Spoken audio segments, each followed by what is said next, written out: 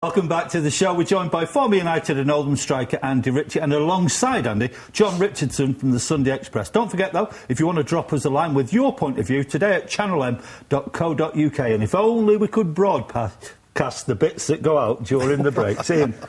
Great. Well, we're going to switch our attention over to City now. And, of course, it wasn't as good a weekend for City as it was United. And it's something that Roberto Mancini has talked about today, saying that his sides need to shake off their Jekyll and Hyde reputation, something which reared its ugly head again at Hull on Saturday. The first half, in all the squad played not good. Second half, all the squad played very well.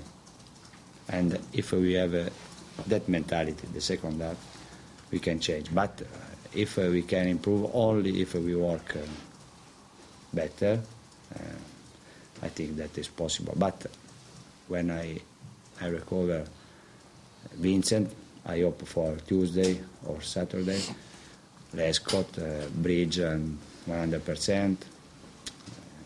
I think that he can play well at home and away.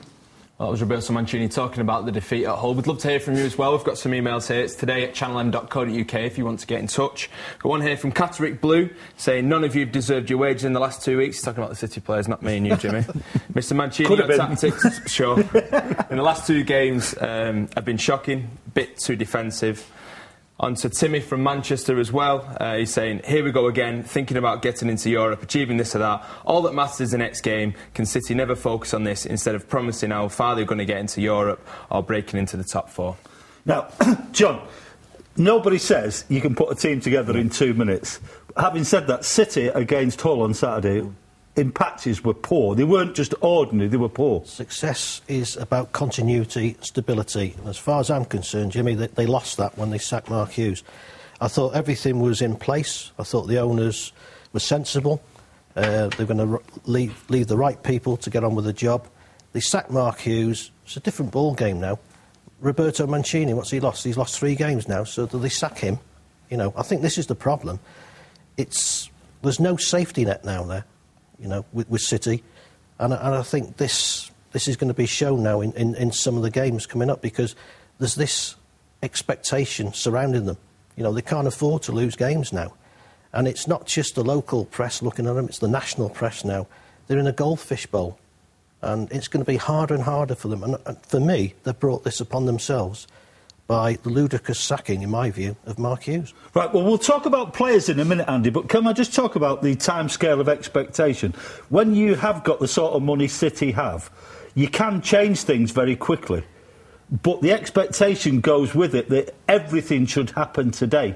That isn't realistic, however much money you've got to spend, is it? Not at all, no, and money doesn't buy you success, and I think that they're finding that out. You know, there's a lot of things that go to make a successful side, and that is what John was saying, continuity. Everybody pulling together on the pitch. On the training pitch, you've got to put a lot of work in to get the players to gel together, to know what the jobs are, the specific jobs in the squad and in the team. And I think that takes a lot of time. And, you know, patience in football, well, there isn't patience in football, unfortunately, but that is what you need. What about the acquisition of Vieira then, John? Well, if he stays fit, it's a good acquisition, because, you know, he can bring midfield strength, he can bring leadership. We talked about leadership earlier on, weren't we, with John Terry, etc., Rio Ferdinand. He can bring that to the team, but it's a bit of a gamble. I suppose it's a loan job, isn't it? So it's not permanent, so they've got him until the summer to see what he can do. A fit Patrick Vieira is a good player, but, you know, he's already had one injury, this calf muscle injury, hasn't gone away. So it's a bit of a gamble.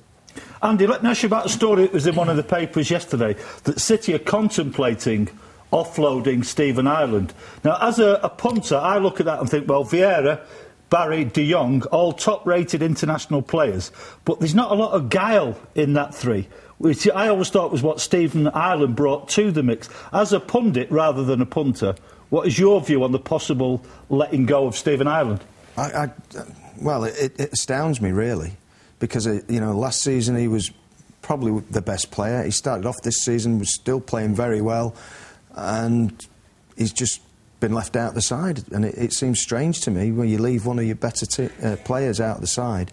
He has got guile, he can get goals, his passing and his ability around that box is fantastic. Now, I could see him playing with Vieira, and Vieira doing the sitting role and saying to Stephen Ireland, go and do what you do best, which is get goals and bring people into play and link play for us. Well, apparently Sir Alex Ferguson's a big fan. And the one thing he does, Stephen Ireland, Ian, is scores goals from midfield. Yeah. I'm not going to put him in the same bracket as Paul Scholes, but he does bring goals from midfield.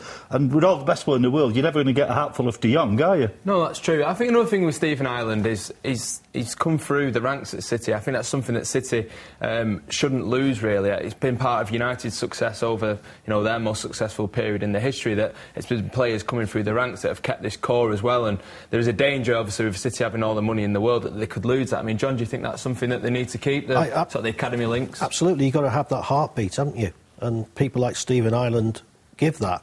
And like you saying, Jimmy, and I know Sir Alex Ferguson does like him, and if there's any chance of United getting him in the summer, they will. But I'm a big Stephen Ireland fan. He brings something that other players don't produce. He's a special player.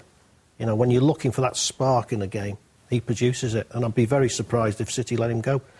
Right. Can we talk a little bit about centre-backs, Andy? Because City spent a lot of money and they let centre-backs go, they brought ones in, now we've got a young kid playing alongside Toure / company.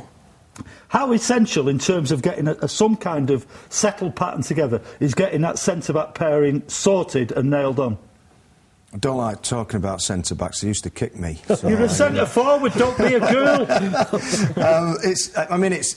It's vitally important, isn't it? I mean, you look at Manchester United, when Brucey and Pallister were there, what a pairing they were. You're looking at the pairing they've got now. You've got to get two players, well, you've got to get 3 or 4 players that can come in and do a job, that know each other's play, that can sort of be on the same wave. It's like 2 centre-forwards, really. Knowing when to go and head the ball, when to, be there for him and cover for him.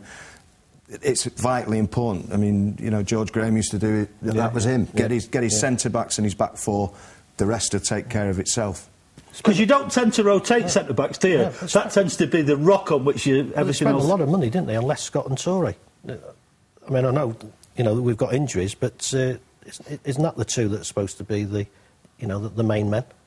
Andy, well, let me ask you this, coming back to your punter's head on... No, my punter's, your pundit's head. It always used to be you had one and the other one. There was one who liked to head the ball and kick people, and then there was the one who pretended he was a footballer. Yeah, so Martin Buchan and Big Gordon McQueen. Yeah. Steve Bruce, Gary Pallister was the one who had aspirations. Yeah. And now you've got Rio Ferdinand and you've got Vidic at United. Somebody suggested to me that when they signed Toure and Lescott, they were both the other one. Nobody wanted to clatter anybody. Well, I think you might be right there. They're both, good players, and I think they both think that they can go out and play and pass the ball, and I think they can. But you've got to have that bit of steel as well. I mean, talking about some of those there, Pallister could kick anybody, on his day, couldn't he? But he could still play football. And I think that you've got to try and get that balance there. Was getting rid of Richard Dunn the biggest mistake of Mark Hughes' Absolutely. I agree with that, Ian. But, I mean, the one they wanted, of course, was John Terry. I mean, they moved heaven and earth, didn't they, in the summer to get John Terry. And I would say that if John Terry was here now, Mark Hughes would probably still be the manager, because he would have galvanised, the back line. But it's not just us being old codgers. You do want a centre-half who actually wants to try and head the ball to the halfway line and ain't shy of putting it in Rose Head, don't you? Well, yeah, that's one of the reasons why Vidic has earned so much praise at United, I guess, as well. Right, and young Johnny Evans coming through. I mean, he's in that mould. He's a proper footballer. He'll go and kick people, he'll go and kick the ball out, head it out. I worked with Paul Hart at Barnsley, and he just said to his centre-halves, all I want you to do is head it and kick it. Yeah. If it moves, kick it. If it doesn't, kick it till it moves. Yeah. So, but City have got this vast array of supposed centre-backs now. Again, with your professional eye, have you got a pair that you think, well, they've got the makings? Because I like Company at the back of the City fan. Well, I think that's his position, isn't it? He's played in midfield, and everybody's been raving about him since he's gone back to playing there. I think that he's one that probably will maybe put his foot in a little bit more than maybe the others people that they've got there at the minute. I mean, Right, John, what's your combination of what they've got available? I've been impressed with Company alongside Lescott. I think Toure is not the player he was. I don't think he was when he joined from Arsenal. I thought it was a lot of money, to be honest, for somebody that's probably had his better days. So I'd probably go with Company.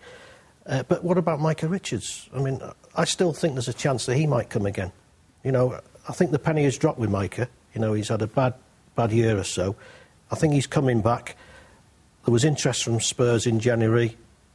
Significantly, City didn't sell, so they obviously still think they've got a player on the books. So maybe it's a rejuvenation time for him. Just to finish, while we're talking about City, the Wayne Bridge situation, because he's not really shown anything like his best form. Thanks, Jim. Yeah. Since he came to City, hasn't, though, has he, in fairness? No, he hasn't. I think Wayne Bridge is a decent player. I thought, you remember that game, England-Croatia? He had a nightmare, didn't he? You remember that? I don't think he recovered from that, to be honest. I think it's been a long haul back for him. I think he's a decent player. He's still Ashley Cole's understudy, if you like, for England, so there's still faith in him. But I still think City have got to see the best of him yet. But I think he's got a few other problems at the moment, hasn't he? Well, understatement. Time for a quick break now. Remember, we want to hear from you. Do drop us a line today at channelm.co.uk.